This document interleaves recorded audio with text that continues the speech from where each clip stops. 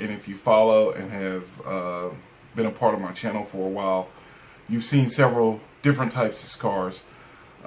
You've seen fully automatic scars, you've seen some short barrel scars.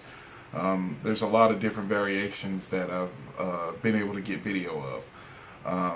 I've attended both the FN Scar shoots. I attended the inaugural one last year, and I was able to attend the one at Frontline Defense this year. So I'm just a really big fan of the FN Scar, and I was finally able to purchase one of my own this year back in February. So I'd just like to share some of the upgrades that I've gotten for this gun.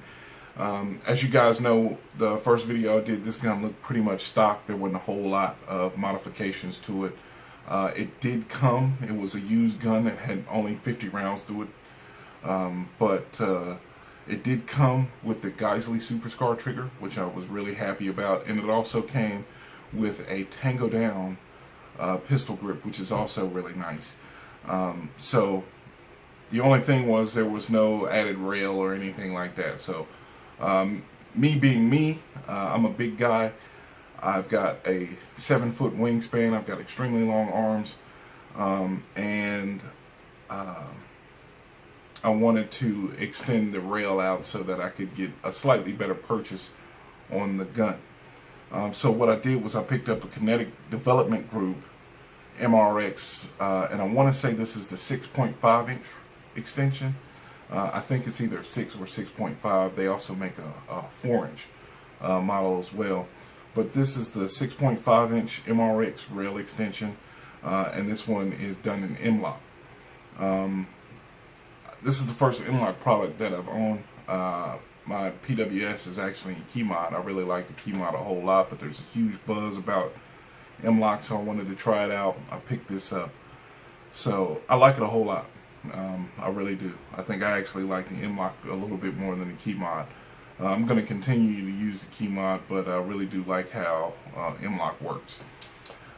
So I'll show this to you guys, and I'll bring it up to the camera.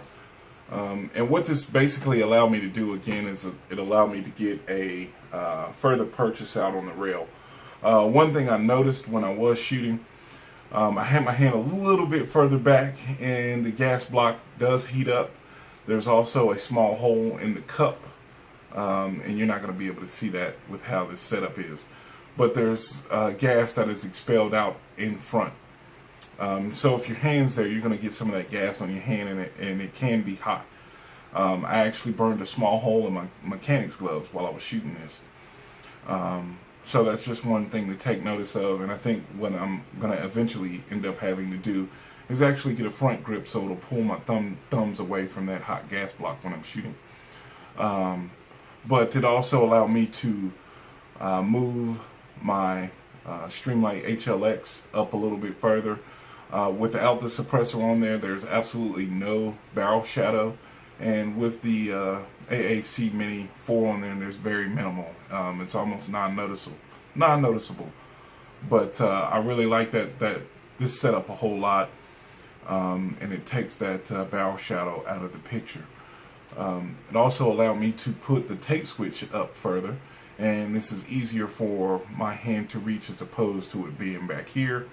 Again, because my hands were so large in doing so, the charging handle would actually hit the back of my palm. It didn't hurt or anything like that, but it was just something I took notice of. This system came with some zip ties, and it also comes with some rubber inserts. And I think what I'm eventually end up doing is going with the Cloud Defense mount. But this is a pretty stable piece of equipment right here, even with the zip ties on here. The rubber pieces will work and they will stay attached to the rail, but they do kind of slide around a little bit. So adding these zip ties just cinches it down on the rail so it doesn't move at all, and I can easily just reach up and cut the light on. So that's pretty much it, guys. There's going to be some more modifications made to this rifle. Right now I have a Sig Romeo 5 on here, and I think what I'm going to end up doing is going with a variable powered optic. I actually have a 1-to-4 Bushnell, just a very cheap optic, and it's in a cheap mount, and I don't like the mount at all, so that's the reason why I don't have it on here.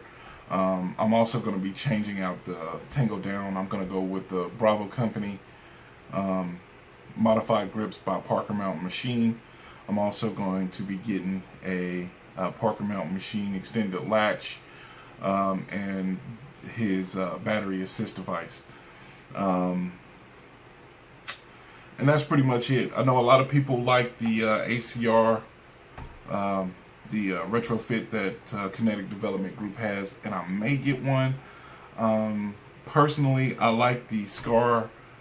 I like the Scar stock a little bit more. The reason why is because the cheek weld actually raises my cheek up a little bit higher.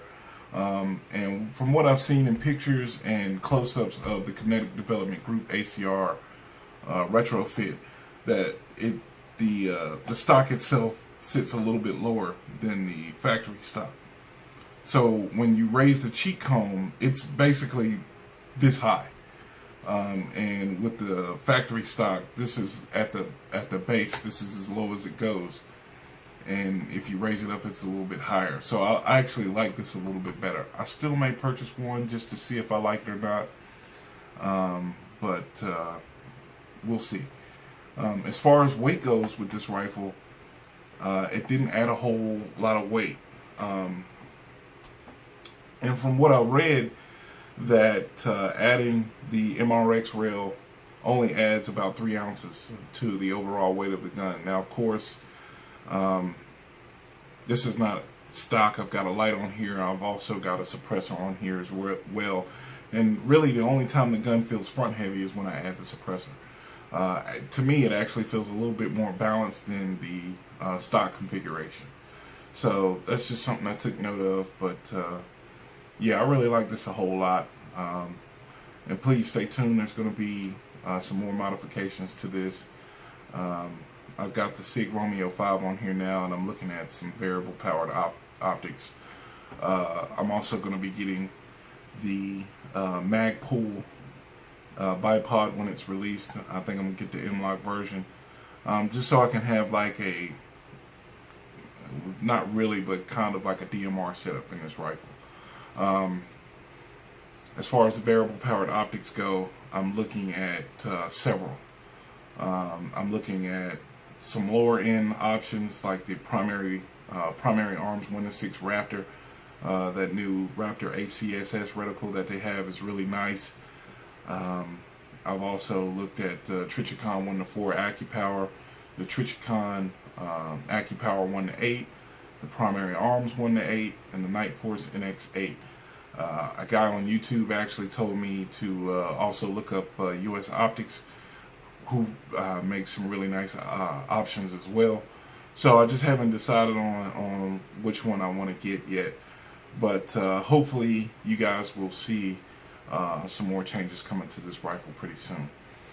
I appreciate you guys watching. If you have any questions or comments, please feel free to leave them below. Again, I'm a huge fan of the Scar, and look forward to bringing you guys more videos. So please be safe, kiss your families, and hopefully you guys are having a wonderful day.